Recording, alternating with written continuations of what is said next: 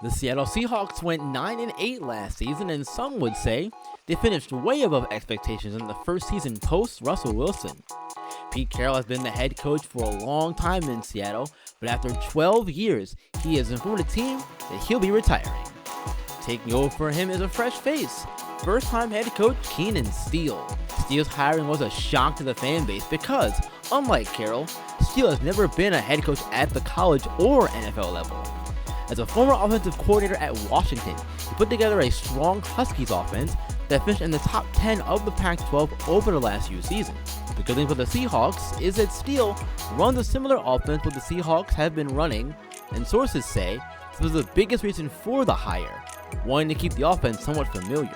The current offensive and defensive coordinators Mac Williams and Scott Jackson will remain on the staff for now. Coach Steele was informed that he could make a few changes, but those weren't ones he could make. The only change he has made for the upcoming season is going from a 3-4 under to a 4-3 cover 3 scheme. The plan is to be aggressive in rushing the quarterback and the coverage being good enough to make plays on the ball. Speaking of the current season, let's talk about this roster. Leading first with one of the best redemption stories of last season, quarterback Geno Smith. With 4,282 passing yards, 30 touchdowns, and 11 interceptions, people are buzzing about what a second season could bring for Smith, and hopefully, it's more good for the veteran quarterback. Next, it's on to the running game, and Seattle has two young guns in the backfield. First up is Kenneth Walker III. Entering his second season in the league, he's in the top 15 when it comes to the position. He had 1,050 yards and 9 touchdowns on the ground. Despite a slow start in his rookie season, he ended up going over 100 yards 5 times, and with any luck, there'll be more of that this season. We can't talk about the offense without mentioning the X-Factor DK Metcalf, the number one option. He's a big, physical guy who makes things look easy at times. Last season, he finished with 90 catches, 1,048 yards, and 6 touchdowns, which was good for second on the team behind Tyler Lockett, who we'll get to right now actually. Tyler Lockett, the other reliable target for Geno Smith last season. One of the team captains and a veteran in the receiving corps, he caught 84 passes for 1,033 yards and 9 touchdowns. Both Metcalf and Lockett will for sure be big parts of this offense again under Coach Steele, and we know tight ends are a big part of modern offenses too. Seattle has Noah Fant as their big target at the position. Only 486 yards and 4 touchdowns on 50 catches last season, and as a former first-round pick by the Broncos back in 2019, he hasn't quite lived up to expectations placed on him. Hopefully though, Fant is in for a redemption story of his own. This defense is still the strength of the team, and they still have Bobby Wagner in the middle. After playing for the Rams last season, he returns to where it all began. A leader on and off the field who was a force in the pass rush.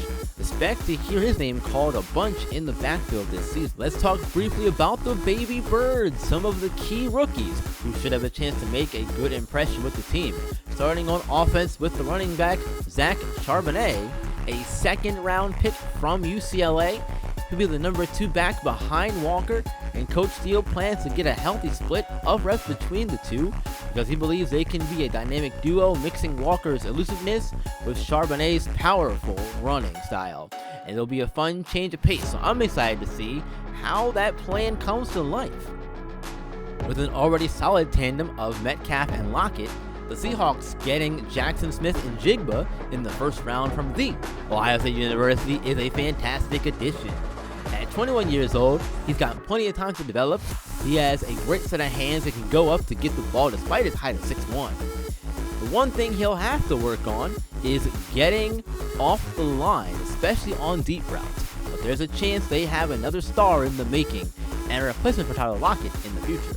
On the defensive side, they've got 2 players who also could be key pieces going forward, starting with linebacker Derek Hall from Auburn. Hall was another second-round pick at 37 overall for the Seahawks, and they like his ability to rush the passer despite being raw elsewhere. He's a solid tackler who can pursue the ball carrier pretty well at this early stage of his NFL career, but the potential is there if he can impress early to earn more playing time. Wrapping up our rookie spotlight, here is possibly the player with the highest upside, corner Devin Witherspoon from Illinois. The number 5 overall pick comes in with fantastic speed and good coverage skills both in man and zone, with an emphasis on pressing in man coverage. He also has solid hands, and that will be where this defense of Coach Steele will be looking for him to make an impact the most. If he can stay within range of whoever he's covering, there's a chance he can turn it into a big play. Time to talk a little bit about the preseason now as the team gets prepared for the real thing. One area of weakness on this team is the offensive line, so in week 1 of the preseason, the Seahawks signed veteran center Ben Jones to upgrade at center. Then, in week 2, they signed right guard Dalton Risner. Both guys improved their offensive line, while Jones will bring a mentor role to the entire O-line as well, and you always need those guys in the locker room. After a frustrating week 2 of the preseason, Tyler Lockett met with Coach Steele, and the two talked about ways to help rookie Jackson Smith-Njigba. Coach Steele suggested Lockett take him under his wing and work with him on making catches in traffic, so the two spent extra time during practice working on just that, since Jackson was not pleased with his drops in their preseason game against the Cowboys. The preseason is over, final cuts have been made, and the team is ready to go for week 1. Coach Steele is going to get an immediate test, as he'll have to game plan for Aaron Donald on defense, as the Seahawks will face the Rams in the first game of the season. I know I'm late to the game, but hopefully you're excited for some Madden 24 franchise content, because I sure am. How do you all think we'll do in this first game? Leave those thoughts and anything else you have down below in the comments. If you liked this video, you may like some of my other sports content, so check it out while you're here. Keep on shining and keep on grinding, B-Team. I will see you all in the next one.